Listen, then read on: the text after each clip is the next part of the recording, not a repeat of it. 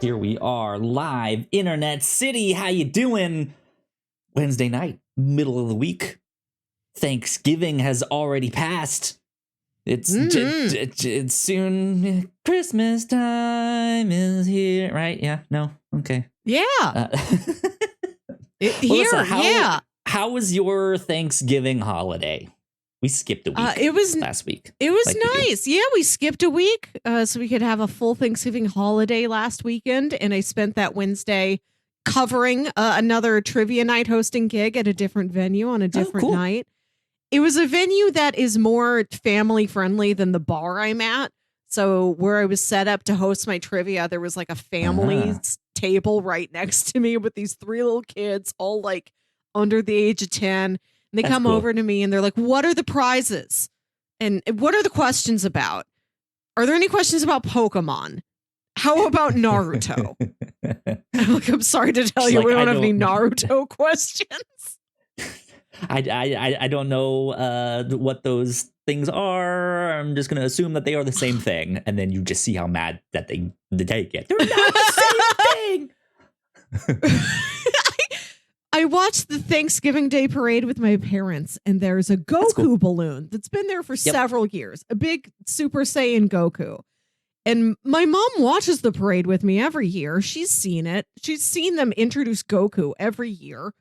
And she still points at the screen and says, oh, yeah, Yu-Gi-Oh! Because all anime is Yu-Gi-Oh! She also thought Boss Baby was Stewie Griffin. And I'm like, no, Mom, that's Boss Baby. And she's like, right, that's his name, the kid from Family Guy. I'm like, it's not his name. Different kid, new kid. First name Boss, last name Baby. The other guy, first name Stewie, last name Griffin. Correct. Yeah. It's so fun to learn what your parents have absorbed through various pop culture things. Who they do know, who they do not know, who they think is somebody else. It can be annoying, especially when it's the thing that you're into and your parents just can't get it right, which it happens, right? You know me, I'm terrible with names, so I say certain things and you're just like, Kyle, you idiot. Like, why did you say it was that? But because I used to be really into Dragon Ball Z, and I still I grew up on that show, so I still have a really strong liking for it, but I've not kept up with it all. So I couldn't tell you exactly why Goku's hair is now blue when it used to be black. Either. That's the one in the balloon. Like, I knew it's black, and when he gets very powerful, it's blonde, and I don't know what blue means. I don't know if he comes in other colors, like the rainbow level Batman. Of super powerful, right? It's like it's something. I don't know, but my mom would always call him Geiko. And I'm like, no, Mom, it's Goku. It's so easy. 4 letters, Goku. And she'd be like, Geiko? And I now know, eventually, part of her just teasing me was keeping that up. But even still, there were some times just genuinely, she would be like, his name is Geiko. And I'm like, no. We've been over this a million times. The joke has become real. Right. Yeah. So yeah, it's interesting to see it's Yu-Gi-Oh! In the parade again. It's like, no, Mom, that's Goku. Geeko. Have you ever? No. That's have you ever developed? Have you ever developed a joke name for somebody and then you lose the ability to call them by the real name? I probably have. I don't know if one is specifically coming to mind though. But Jack's mom once was trying to refer to the actor Mark Ruffalo and lost her way. Somehow we think got some Paul Giamatti mixed up in there and referred to him as Paul Gravolo. Yeah, that's the man who plays the Hulk. Paul Gravolo. I think it's so funny. And now it's gotten to the point where I've jokingly called him Paul Gravolo so many times. I have to purposefully, consciously stop myself when I'm on a podcast or talking to a person who isn't Jack. And I'm like, Mark Ruffalo. Renowned actor Mark Ruffalo.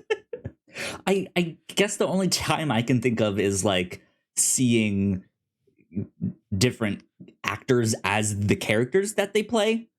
Like I feel like that's the one. Be like, oh, that's Steve. That's Captain America, right? And it's just like, no, that guy's not Steve. Right, Steve from Knives Out, right? Like he was it's like no. I like that Pixar movie where Steve goes to space.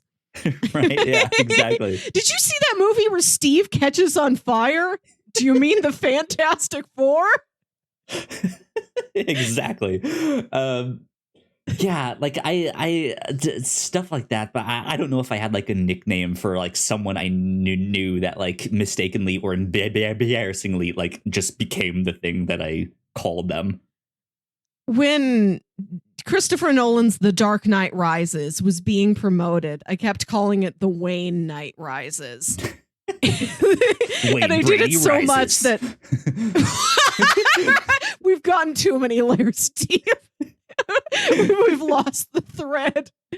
But I kept calling it that, and my older brother took us all as kids to the movies, and he sincerely said, 4 tickets for The Wayne Knight Rises, please. Not even as a bit, just that's its name now. Great. That's awesome. Melissa, we have a Mountain Dew to talk about here really quickly. Me. I have one. I've been Is it live? Live in the room with you? It is live in the room with me here. It is Mountain Dew Fruit Quake. Oh! This is one I happen to be shopping for Thanksgiving food and ingredients and all that stuff. And we were at Target and I saw a 12 pack of it sitting there. And I was like, I have to put this in the cart because it was the only one that I saw. Like there was just like not even a space for it on the shelf of like where it should go. It was like, how did this get here? I don't think this belongs in this store, but I'm going to act like it did. So I put it in there, but also was like, I'm going to go look up front to see if they have the like individual bottle. So I won't have to get a whole 12 pack. They did not. I bought the whole 12 pack. It was the only one. And yeah, this is a like holiday flavor that was released here in 2022 for a limited time only here in the United States. As the name implies, Fruit Quake is a fruitcake flavor of Mountain Dew. It is similar in style to its predecessors, the Holiday Brew, Merry Mashup, and Gingerbread Snapped, and Cobra Cane. That's the one I can't believe, that they had a peppermint flavor that they called Cobra Cane, which is that's that Karate Kid spinoff, right? Yeah, Cobra Cane.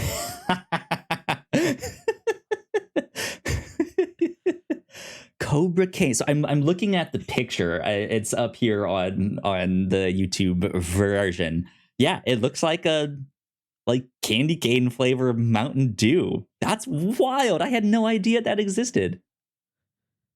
Interesting. Hold on. Oh, no. Cobra Cane is it's an upcoming Mountain Dew flavor, which is planned to be released in the holiday season of 2023. Melissa, we are looking into the future right now. Oh my, we've never had like a soda to look forward to this far in advance. 1 year out. Mark your calendars. In about 50 episodes. What movie's going to be in theaters then? Dune Part 2. We're going to see Dune Part 2. And then Cobra Canes, right?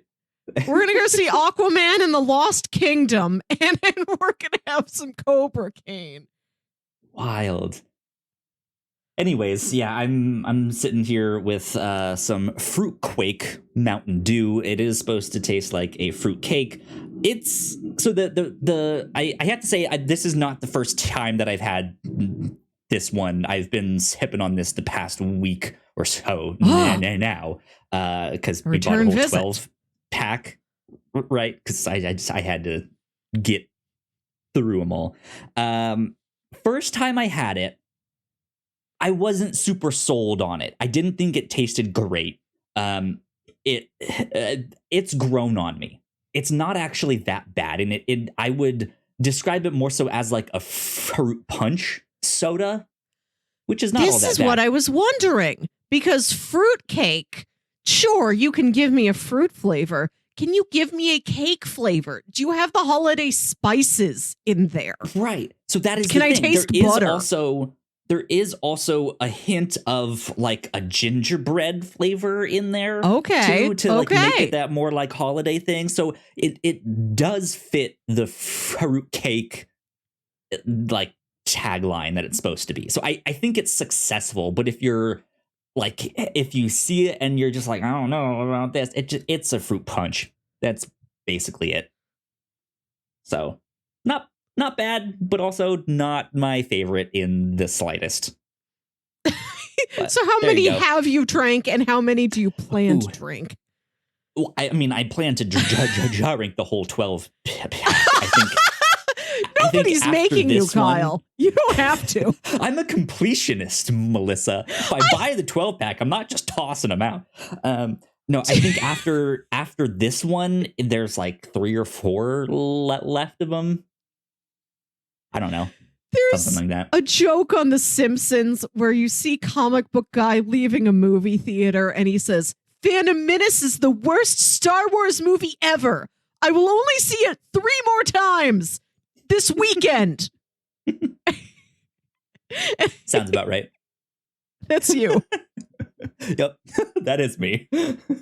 I bought a whole pack of it. Like, this is why when I have enough like time to be like, Melissa, go get this. Like, you're always like, I'll do it only if I can find the individual bottle.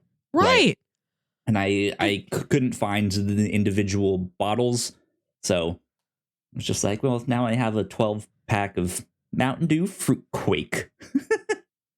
Are there seasonal soda flavors that you do recommend buying a full 12 pack of?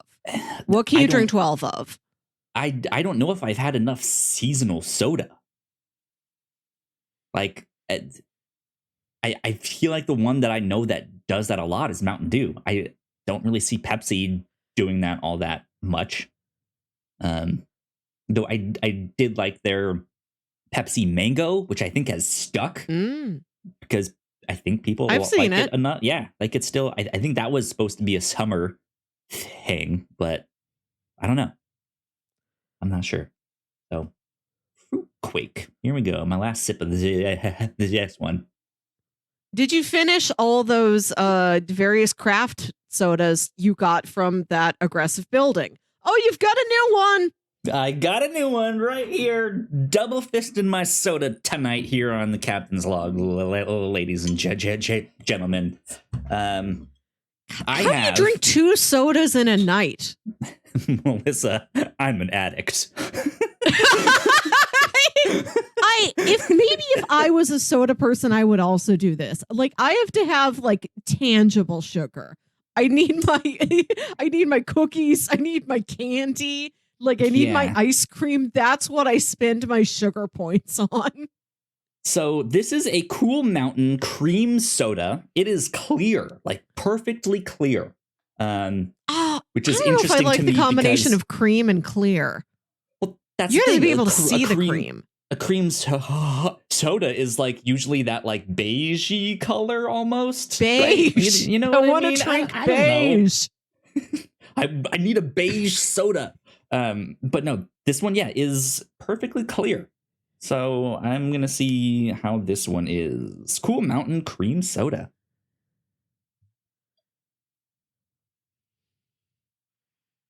That one's good. It feels a lot like your standard cream soda, but almost has I still want to say there is a little bit of citrus in here, but I'm also wondering if that's like a placebo effect of me being like, it's Sprite, but it's not Sprite. Yeah, right? The fact that it says Cool Mountain indicates like you're in that lemon lime there's zone. There's no dew on the mountain, right? There's This is a dry mountain, a dry, clear mountain. But yeah, this one is good. I enjoy this one so far. Anyways, enough of my soda talk that I'm sure you all hate and roll your eyes at every time. No clue. Has anybody ever reported back to you with soda feelings? That's accidentally Absolutely become not. the brand of this show. Nobody's told us if they like it or not. Absolutely no not. clue. No clue at all. Melissa, it looks like you got some stuff in your cinema corner. What you been watching? I do. I watched a bunch of movies over the holiday Looks like break. it, yeah. I caught up on some 2022 releases I'd been meaning to watch. I watched Turning Red. I watched Prey. I watched See How They Run. Other new films of the year.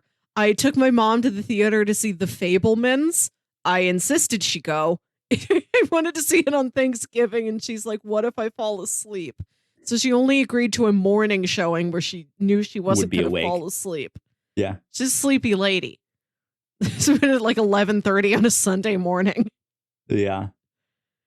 There you go. That's good. So what is The Fabelmans? I'm not familiar with that one. Oh boy, The Fabelmans is the new movie from master of cinema Steven Spielberg, and it is a Who's that? autobiographical. I don't really know. He's the guy who made that fish movie. You've seen the fish movie, Shark Tale. Yeah. Okay. I'm kidding. It's an autobiographical movie of his childhood, growing up, getting interested in film, moving across the country, dealing with his parents' divorce. But it's not the story of literally Steven Spielberg. It's the story of Samuel Fabelman and his family.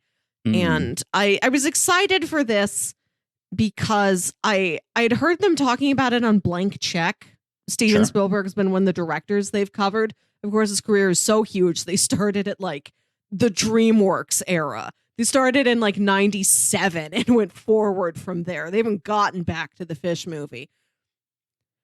But they were talking about how this has been a movie his dad died. And then like right afterwards, he announced, "I'm making this movie." Like it was something that was sort of in the chamber for him for a while. And like finally the timing was right. The conditions were right for him to tell this story. And it's a story that's been alluded to. Like he really puts himself in his characters. Like we watched E.T. Second episode of the review show I was ever on. We watched E.T. And that's a story about a family dealing with a divorce. So it's been thematically, metaphorically in his films, but he never all but literally told his story. You know, it's his story with the names changed.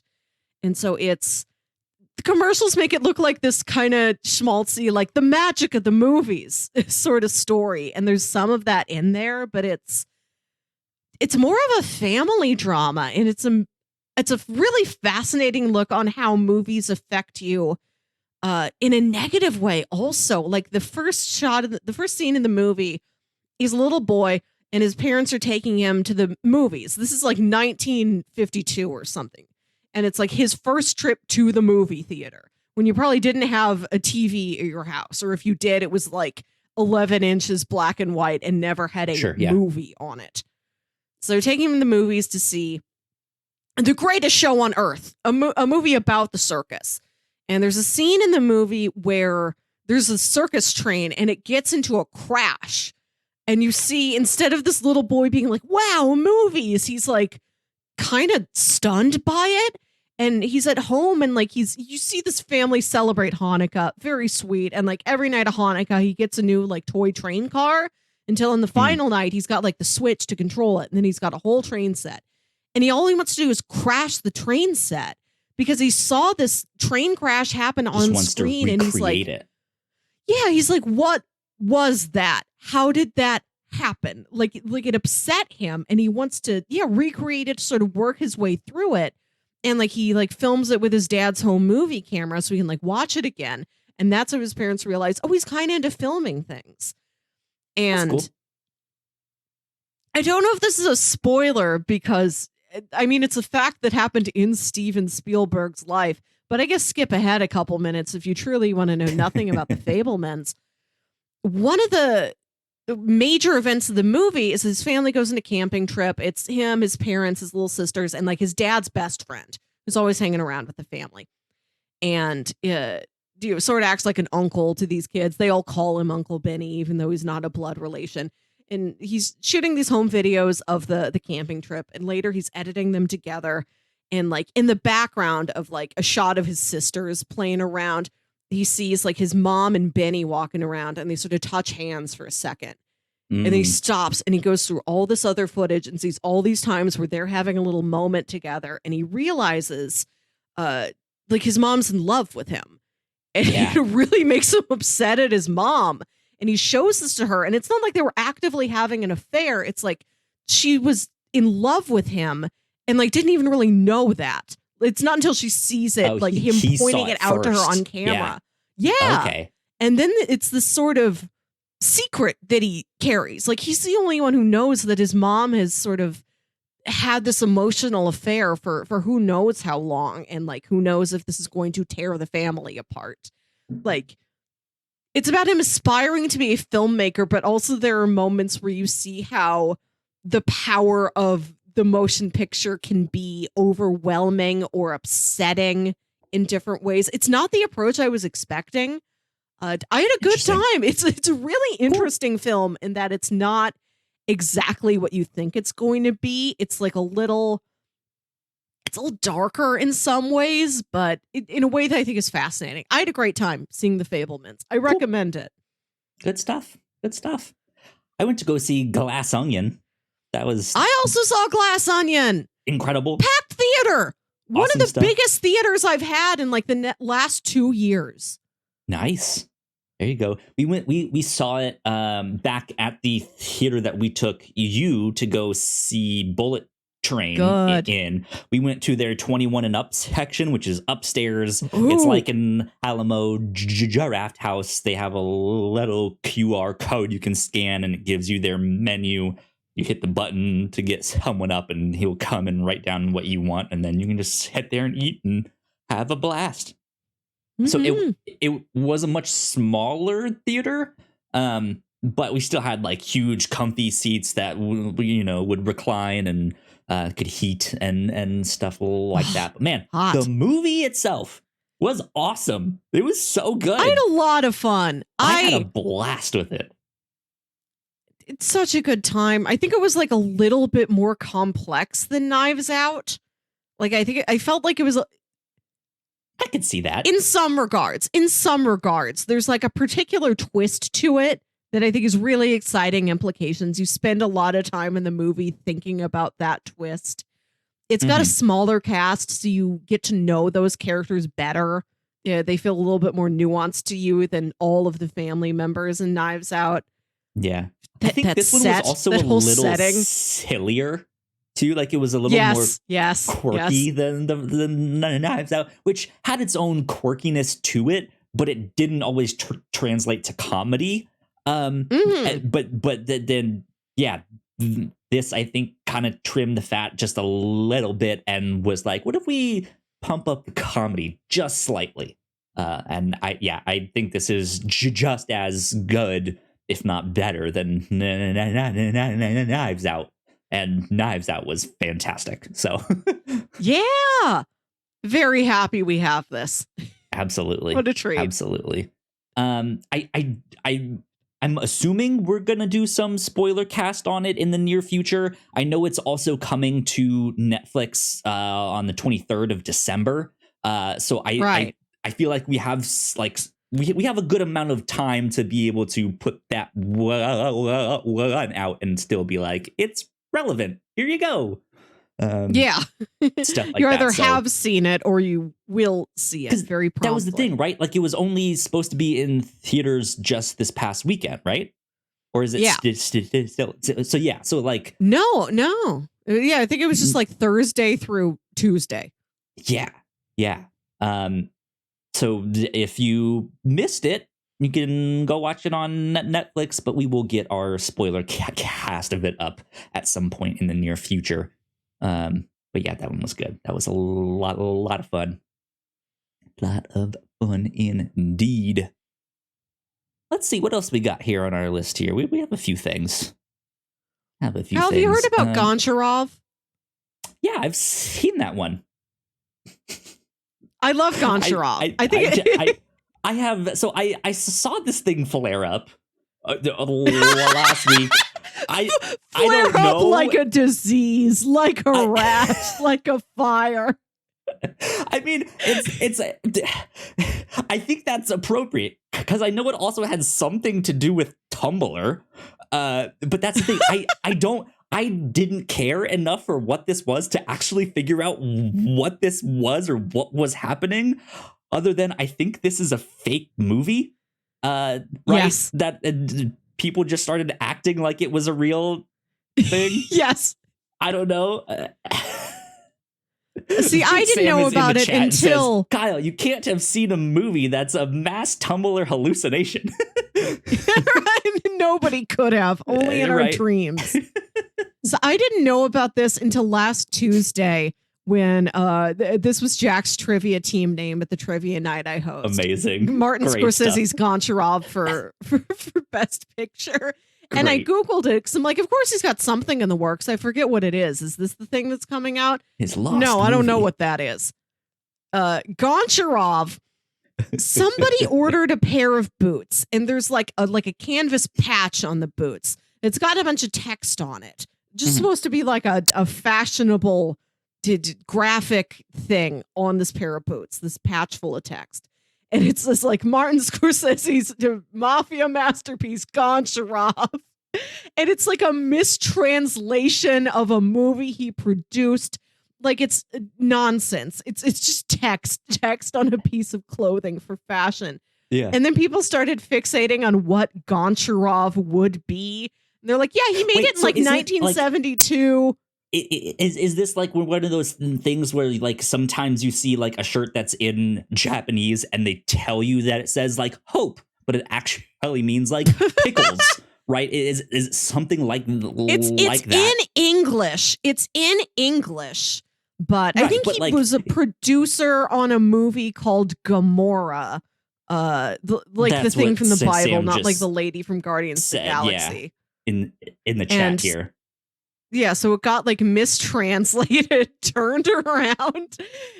It's just like used Goncherov? as no, Gamora. No, I think you mean Ghidorah. No, that's Yu-Gi-Oh. It's used as flavor text, and then people started fixating on what Goncherov would be. So I believe the lore of Goncherov is that. Let me look it up like for real. I have to read you. Let me Google the Gonch. Is this what's happening in 1899? Are they in Goncherov? Is this Goncherov? This is the next simulation. I want it to be huge. I want to go to a Goncherov themed escape room. Oh, the plot of Goncherov is that supposedly it was made in like 1972 or 73, and Robert De Niro plays like a guy from Russia who moves to Naples. He's like a nightclub owner. And then he like starts getting into the Naples crime scene. And like there's a whole mock-up poster that says Winter comes to Naples. I've seen the poster, he's in it. Yeah. Pacino's in it. Harvey Keitel, Gene Hackman. Who everybody's here. All your friends. Sybil Shepherd as Katya. Sam says there's more Goncherov fan fiction than there is fan fiction for James Cameron's Avatar. This is true. I Sounds also about right. fact. Yeah. I love it. I think it's fascinating that this is what everybody decided. Yes, we will invent like a dad movie. We're going to invent a like early 70s finally one for the dads thriller. You know what I mean?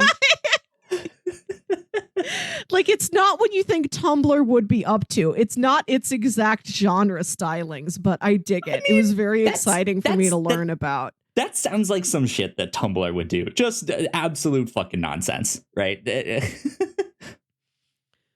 have like somebody made the poster and then somebody made a 3D render of a slowly rotating VHS box of the poster.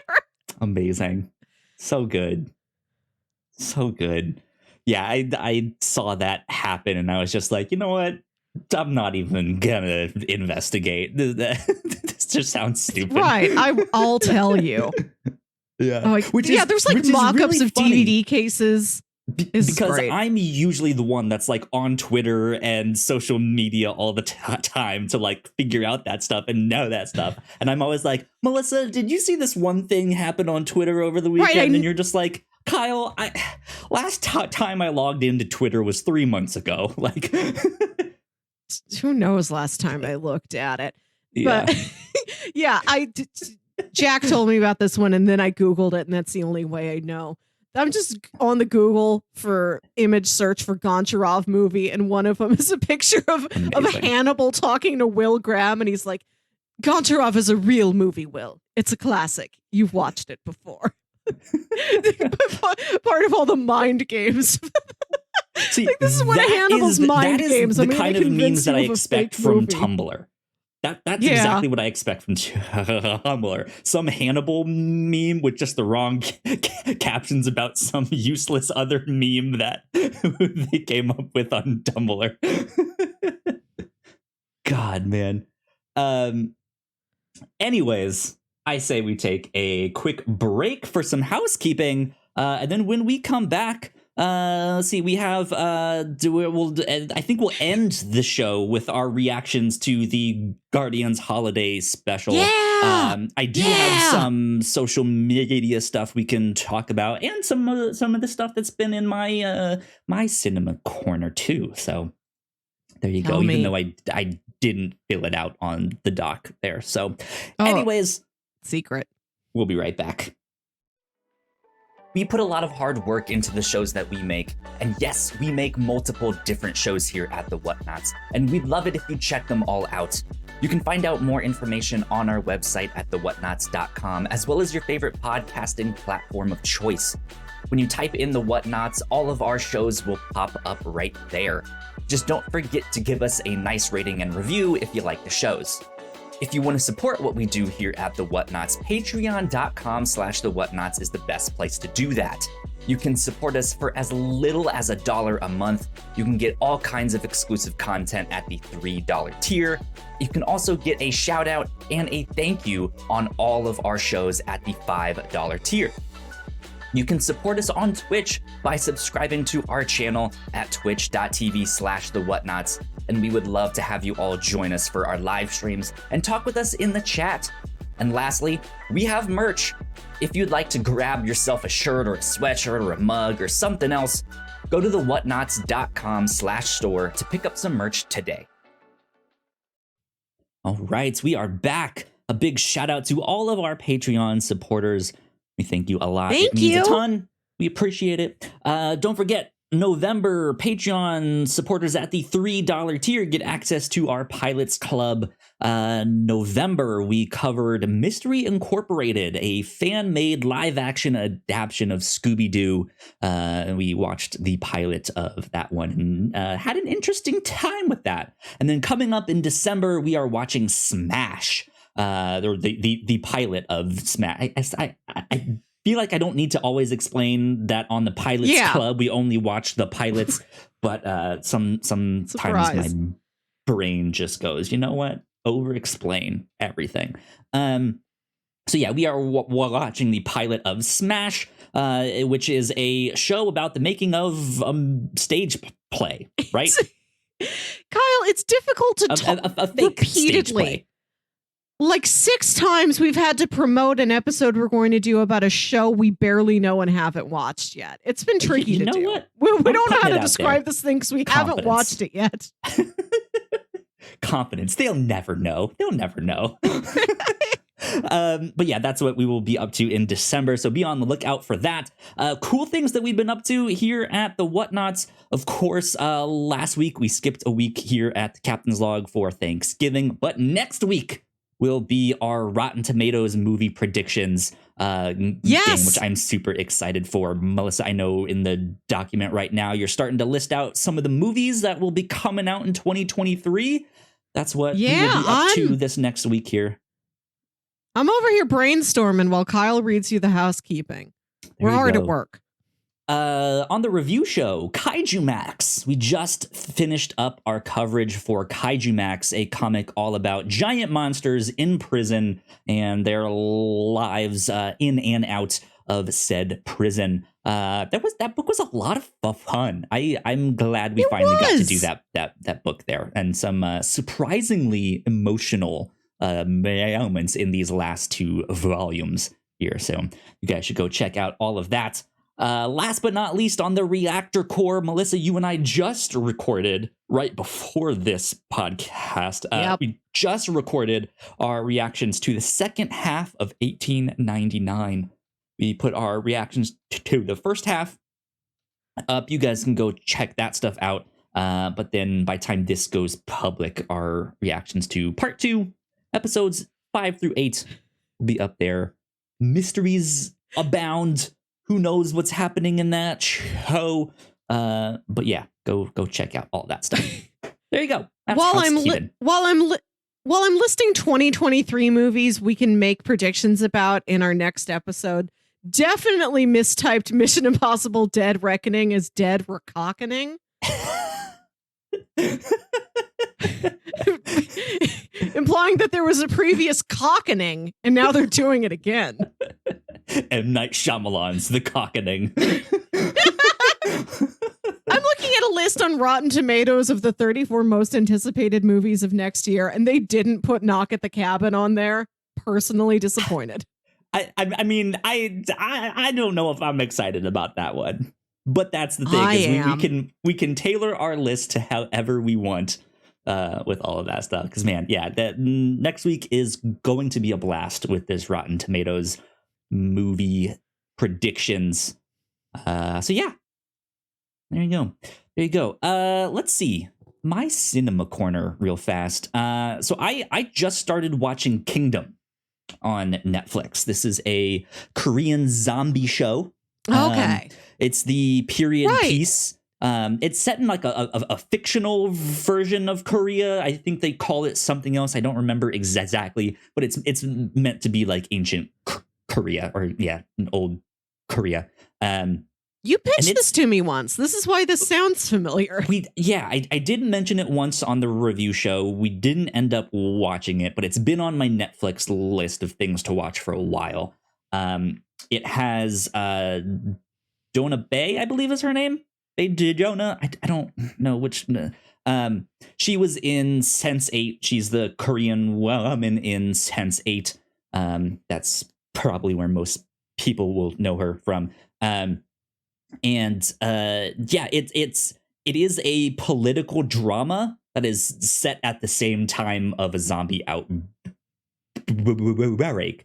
And I'm already in season 2. The seasons are really short. They're only 6 episodes. And then I think there's also a feature-length movie that's on Netflix too. But it's really, really cool because a lot of zombie fiction tries to establish the rules of the zombies and like how they work, right? Of like, okay, you need to shoot it in the head. Do they can they swim? Do they like water? Or how is it with fire? Do they burn? Without spoiling it, the thing that I think is really, really cool about this show is that there's a point in which they realize one of the rules that they were going off of, they found out that it's wrong. It's not true. And they misinterpreted what they saw and did this stuff. And so it's this big like realization of like, everything we thought about these zombies is wrong. That's not how they work here, which I thought was a really neat twist. Yeah. I don't think I've seen something like that in zombie fiction before. So that was neat. I recommend it if you are into zombie stuff or K-dramas. There's some good things in there. It's cool. I like that one a lot. Let's see here. So social medias. That's I think what I want to talk about real quick next. So I mentioned it, I think like a week or so ago at the end of the podcast, and I hadn't mentioned it to you yet, Melissa. And I was like, we're also on co-host, and you were like, what is that? So this is one of those things of like, Melissa, do you know what's happening on Twitter right now? I know it's not going well. I'll tell you, I still have Twitter installed on my phone. Sure. In case like somebody does tweet at me, I get it. And it just keeps giving me notifications for recommended tweets, not even from people I follow, just things that are getting traffic on turn that Twitter. Off in the I don't want settings. to look at the app long enough to turn them off. That's fair. To be honest, I think I tried to once and it didn't work. So I just see like the headline and then I swipe it away. I gotcha. So I know it's not going well. I don't know what any specific threats are to its longevity. And I know people are looking for other things. Mastodon, I know, has come up a lot. I don't know any of these. I can't picture any of these other sites in my mind. Don't think I've ever literally seen them. I won't get into a bunch of details. One, because I right now it's all just for me of just like, I heard this and I saw that, and this is what I feel like is happening. Long story short, though, Elon Musk bought Twitter and has just been absolutely destroying it. All sorts of stuff, and so people are kind of jumping ship. They're bracing themselves to be like, okay, what's next? Like, what's the next social media that we're all gonna go on? And there's been a number of options that have come up, and I don't feel like any one in particular has really stood out. I think each of them all have their problems or their issues of stuff of like why this might not work or why people might not want to go to this one. So I'm posting as the Whatnauts on a couple new sites. I just kind of wanted to put that out there just to be like, we'll see how they go. I don't know. But I am on co-host as the Whatnauts, so we will be posting our stuff on there. I'm also on Hive as the Whatnauts, and you guys can follow me too on that. Yes, Melissa from the whatnauts.com. So co-host, I think you are the only person I have heard mention this. That is it like podcast specific? The title implies it would be podcast specific. Sounds like it, right? It's not specific to podcasts. I like co-host because I feel like it reminds me of like Tumblr in the early days when not very many people knew about it yet. But there was still a lot of like really good artists on there and stuff. Except to me, the difference is co-host feels like it's very much for like the game dev community or coders and developers. There's some really, really neat stuff that people have done like in the posts of just like what you can do. Like they can like remake a miniature like Zelda game just like in the post on that. And it's just like, how do you do that? That's amazing. But it's not super user friendly in terms of like it doesn't have a WYSIWYG thing to be like, I want to make this text bold or this like you have to know the markdown that they use there. So that feels like it just feels hyper specific, like it's for this group of people, if that makes sense. Right, but are game devs and coders people who have a lot of time to listen to our podcast? Well, is that your hope? It's not. I'm just putting. I like it. Yeah, like the stuff that I'm into, they're into, right? Stuff like that. It's just it's another opportunity for us to spread the word. That sort of stuff. Hive is another one I've looked into, and yes, Sam, I have seen that post. The Hive is a lot more like Twitter if it was like Twitter mixed with Instagram. I think a lot of people jumped to this one just because it's looked familiar. If that made sense. But it's also not without its problems. It's only run by 2 people. And so many people jumped on en masse. They now have over 1 million users. And I think they're kind of being overwhelmed with how many people jumped on. And there's a bunch of like security stuff that they need to deal with, accessibility features they need to deal with, just stuff that is like, this doesn't look like it's ready for anyone to really be posting on it yet. It might have some major security concerns. And then Mastodon. Mastodon is one. I've not joined it. I'm not on that one yet. I know Sam is.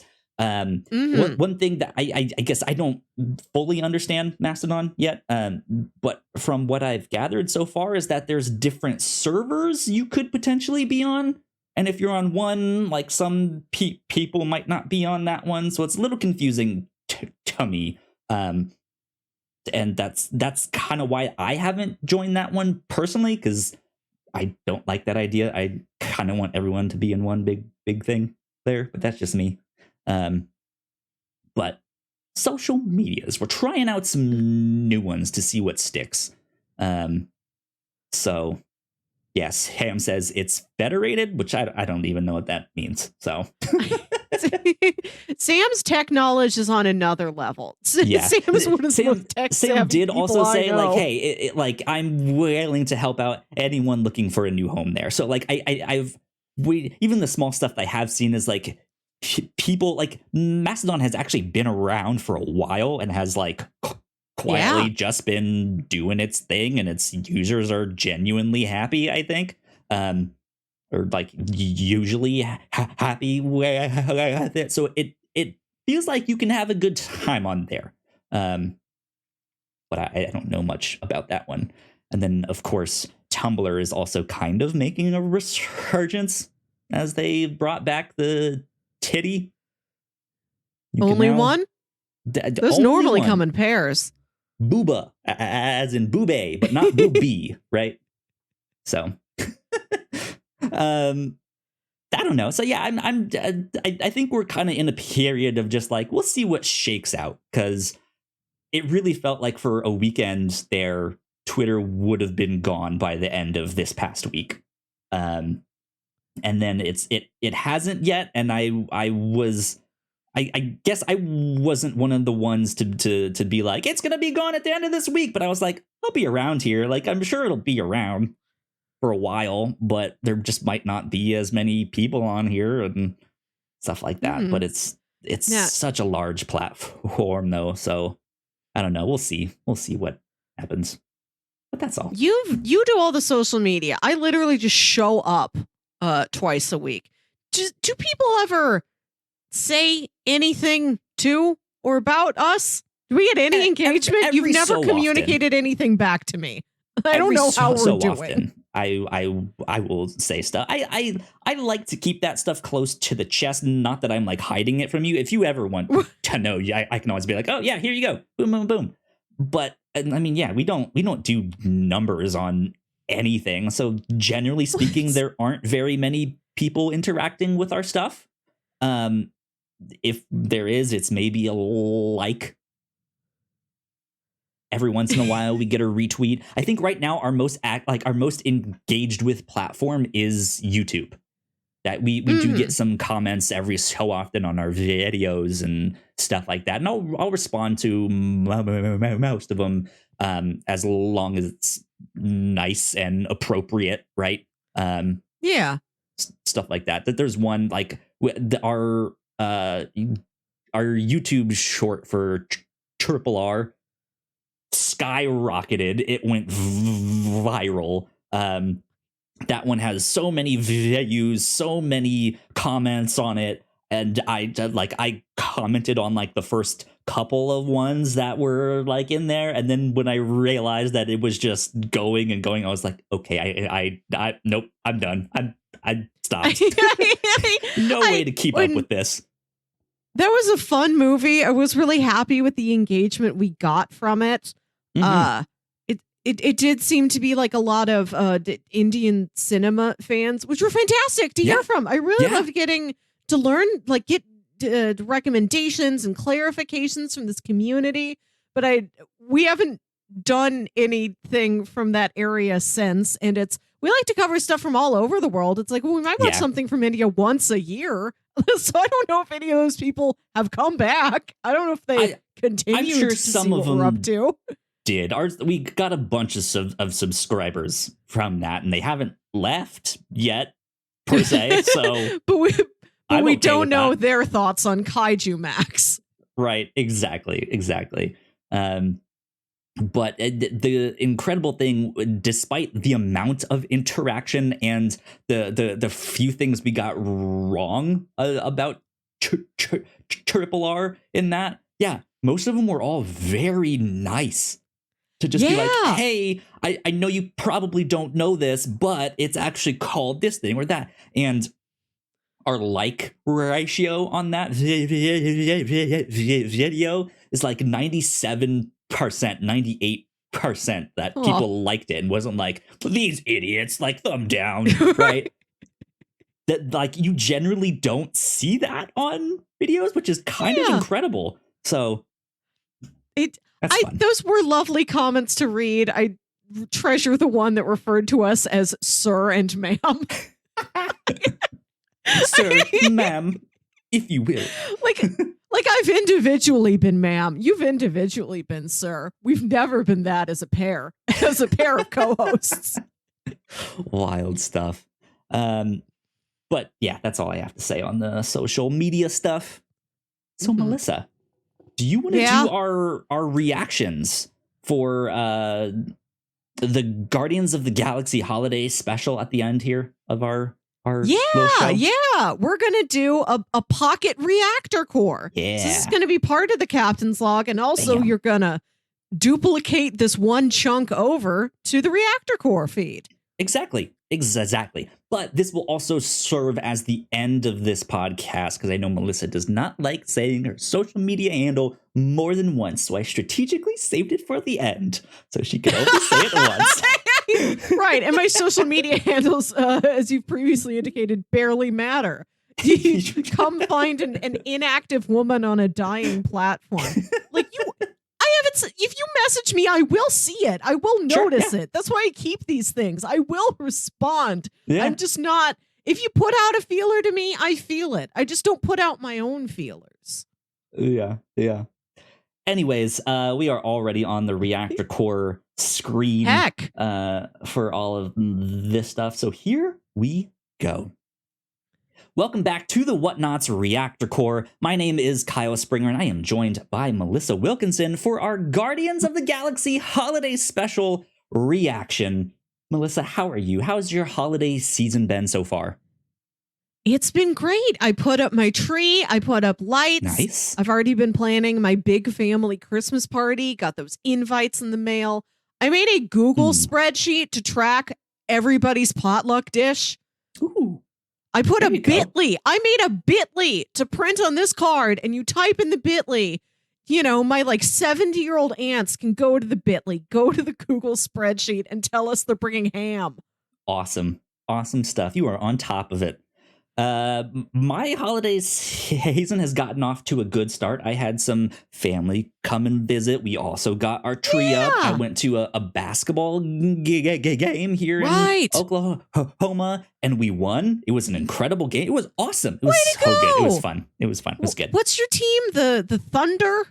Oklahoma City Thunder, yeah. That I wouldn't say they're my team, but just yours is the collective here. City, yes. Right, yeah. Good stuff. Guardians of the Galaxy Holiday Special. Melissa, let's dive right in. We've been waiting for this for some time. I've been super excited. What did you think of the holiday special? Guardians are my favorite part of the MCU. My favorite movies as an adult. My favorite movies that I've seen as an adult, not ones I've got like adolescent attachment to. Guardians 1 and Guardians 2.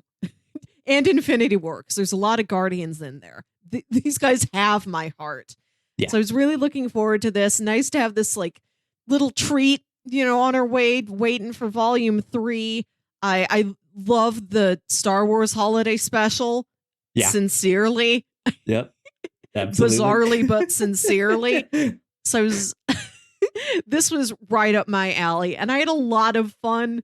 My best friend and I watched it. These are our movies. This is what That's we so do. good. So we had a lovely little holiday moment together. Yes. Yeah. This was the first okay, holiday time. Let's kick it off. This is what we watched first. And yeah, I really enjoyed it. Excuse me. I've been drinking a bunch of soda here, so I have a hiccup now. I really enjoyed this a lot. I think it was like I wasn't sure what to expect, how big it would be, how small it wouldn't be, and I feel like it was just the right size. Like it had just the right little moments. Like it didn't overstay its welcome. It wasn't too big or bombastic, but they also didn't go so small that it was just like, oh, this is kind of disappointing, right? Like I feel like it was a good all around. I walked away from it being like, you know what? I think this is a good addition to the MCU. I hope we get more things like this down the road, even if it's not like a full hour-long thing, even if it's just like a half an hour or 40-minute thing. Just give me some smaller specials. That'd be fun. Yeah. It's got interesting canon implications for the Guardians series. Like if this isn't your vein of MCU, yeah, if you're really into something else, if you like Black Panther the best, if you like Captain America the best, you don't have to watch this. I think it's a lovely time, but if you're kind of overwhelmed by MCU stuff, unless Guardians is the specific thing you're into, I think you could set this one aside, return to it at your own pace. Sure, I think that's kind of nice. Yeah. There were some musical numbers in there. If you have if you've seen the first Guardians of the Galaxy, well, I guess there is stuff from this second one in there too, which is what you were just mentioning of the like lore implications. The mixtapes persist. But I enjoyed it a lot. But I think we have to talk about first of all, what did you think of them kidnapping Kevin Bacon? This idea is that they want to save Christmas for Peter. They think Yondu ruined it for him when he was younger. And so they're like, oh, we need to get the Christmas cheer back. And like, well, how else will we do that? By kidnapping his greatest hero, Kevin Bacon, the guy who saved a whole town by dancing, right? Yeah, he'll make Peter happy. Yeah. I liked that there was so much Yondu presence in this series. We think about the major loss of Gamora, and you pause and you take a step back and you're like, oh, right, they didn't lose Yondu that long ago. Like they're still feeling the after effects of that loss as well. So there's a lot going on that's affecting Peter, that's making him feel sad about his life and about this time of the year, as they can see on this like cosmic calendar that tells you it's Christmas on Earth many light years away. So yeah, they're going to go bring him his hero, Kevin Bacon. We spent all this time talking about. Yeah, I thought that was a great idea. It's a great callback too, right? Yeah.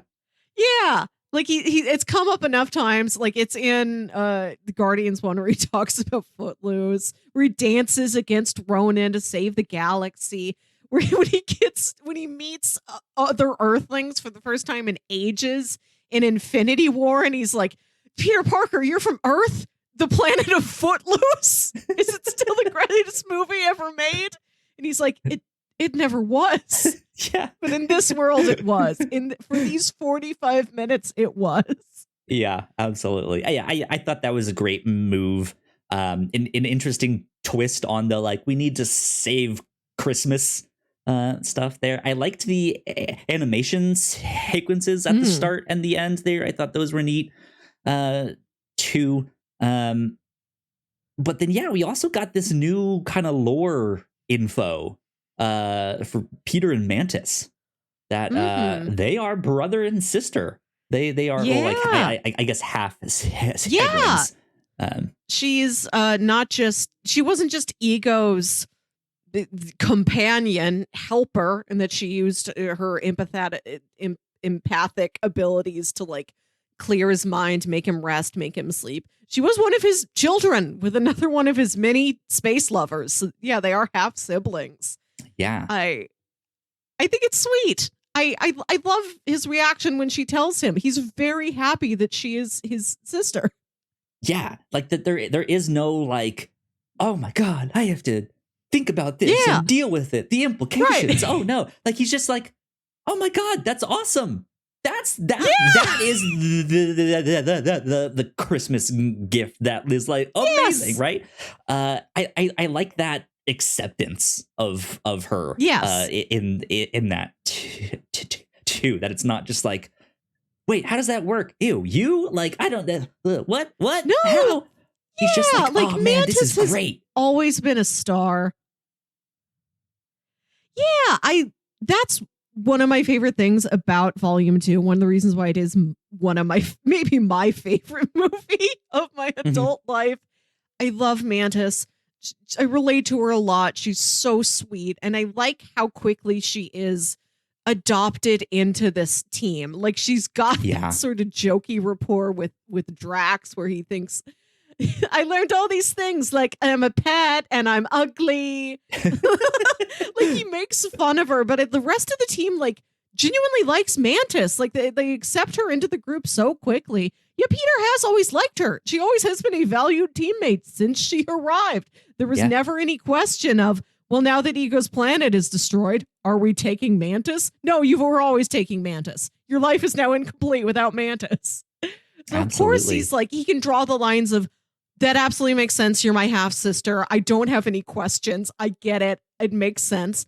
I'm so happy. I'm so happy to have this. Yeah, that was good. That was good. What do you think about the, like, I don't want to say new characters, but we got to see a lot more of Cosmo in the S1 here. What do you think? Good to see Cosmo the space dog. I'm happy. I like the setup that they have bought Nowhere from the Collector, indicating that the Collector is still alive and owned Nowhere, and somehow they accrued the finances to buy it from the Collector. And that includes one of the survivors of his destroyed is he still alive? Cabinet of Curiosities. Well, how could they buy it from him if he wasn't around? And I don't maybe think it was he's from seen. His like estate or something. But did he like he die? Has an estate? Didn't that one like woman that was working for him? Didn't she blow them? up? No. She blew herself. She blew up, stuff right? up, but but no, he's still alive. Remember the post-credit scene where like Howard the Duck offers him a drink? So the last time we saw him was in Infinity War when he was part of Thanos's like reality stone projection. So like he sort of like waves goodbye as the projection disappears. We don't know what actually happened to him. We haven't seen him since then. But I think it's been like Benicio del Toro's like, yeah, I think I'm still alive. Like nothing's told me I'm dead yet. I think I'm still out there. I gotcha. Okay. I just couldn't remember exactly. But it's gonna be an interesting place for them in Guardians 3, because I know that one's gonna focus more on Rocket. And I think we also like I heard some people talking out there on the social medias. I don't know if Rocket will survive Guardians 3. And I think one of the things they're pointing to is the payoff of him finally getting Winter Soldier's arm in here. Like, why pay that joke off if he's gonna survive? Like, couldn't they have done that down the road or not at all? But this is like, okay, he finally got the thing. They're tying up all these, albeit useless, loose ends, right? Mm-hmm. So who knows? He might survive at the end of this. I hope he does. But I love him a lot. He's such a fantastic character. But after James Gunn had that quote saying this movie is our our last time with this iteration of the Guardians of the Galaxy, I've been trying to prepare myself for the fact that maybe none or very few of them survive. The fact that a character will die, I'm trying to prepare myself for. That's not a huge shock for how kind of insular this trilogy has been in some ways. For sure. How these characters do have larger plot ramifications. Like Guardians of the Galaxy was the first movie to explain the Infinity Stones. Yeah, the characters have shown up in other incarnations, or in other avenues outside of the Guardians of the Galaxy movies. Like they've been in the Avengers, they were in Thor: Love and Thunder, so they've got reach outside of their 3 movies. But this is such a cohesive whole that is clearly going to be a beginning, middle, and end to this story that I have been expecting deaths. Yeah, we shall see. We shall see indeed. But that's all I have to say on the holiday special. I liked it a lot. It was good. I want to shout out one of my favorite jokes, which is when Drax and Mantis are down on Hollywood Boulevard and they see all the Avengers like cosplayers like taking pictures for money. Steve! And she sees the captain. She just runs up. The fact that she knows him by first name, I think is adorable. Like you can imagine after. I think often that I wish I had more of the aftermath of that big battle of New York at the battle of like the Avengers campus at the end of Endgame. Like what happened between that battle and Tony's funeral and everybody going home. Like I want to see these characters from the farthest reaches of the MCU interact with each other.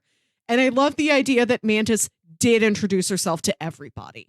She got everybody's name, not just their code names, their first names. She's on first name basis with everybody at Tony Stark's funeral. Amazing. Picture that. Picture her talking to Queen Ramonda. I love it. What a nice thing to imagine. What is Queen Ramonda's first name? Do we even know that? I don't think that the Wakandan royal family has a last name.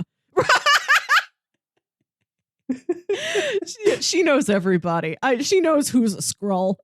Mantis is the one character who knows everything. Did you know that the secret invasion was really Mantis? Mantis knows how to solve everything in Secret Invasion. I don't know. Anyways, it was good. I had a blast. But there you go. That is our reaction to the Guardians of the Galaxy holiday special. So, Melissa, where can the people find you on the internet? You can find me on Twitter and Instagram at Wilkywit. That's WILKYWIT. And listen to my other podcast, Saturday Morning Obscurities. And there you go. You guys can find me at Yo Kyle Springer on Twitter, co-host, and Hive. You can also follow us at the Whatnauts on Twitter, co-host, and Hive. So yeah, go do all that stuff. Like, share, subscribe. If you're on the YouTube version of this, we got a few more videos for you right over there. But yeah, we will see you all next time. Bye. Bye.